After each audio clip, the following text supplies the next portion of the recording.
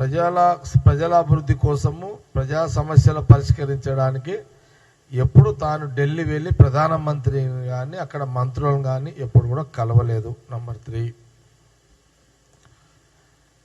ఆయన పర్మనెంట్గా form హౌస్కే పరిమితమైండు. Number 4, ఇది మీ నాయన చరిత్ర, కేసీఆర్ చరిత్ర. దీని మీద కేటీఆర్ కానీ హరీష్ రావు కానీ జవాబు చెప్పాల్సిన అవసరం ఉన్నది. మీ పాలన చక్కగా లేదు అనే కదా కాంగ్రెస్కి అధికారం ఇచ్చారు. ఈ రాష్ట్రానికి రాహుల్ గాంధీ గారు రేవంత్ రెడ్డిని ముఖ్యమంత్రిగా చేయడం జరిగింది.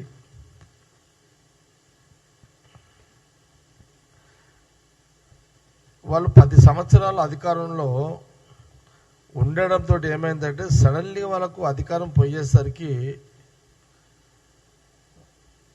వాళ్ళు షాక్లో ఉన్నారు. వాళ్ళు వాస్తవం కూడా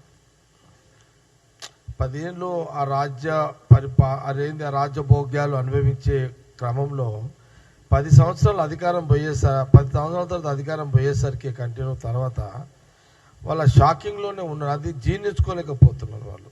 ఆ పవర్ లేకపోయేసరికి వాళ్ళకేం అర్థమైతే లేదు వాళ్ళకు. ఇప్పుడు ముఖ్యమంత్రి రేవంత్ రెడ్డి గారు ఆయన బాధ్యత ఏంది? తెలంగాణ ప్రజల సమస్యల పరిష్కారము కేంద్ర ప్రభుత్వం ద్వారా తీసుకోవాలి.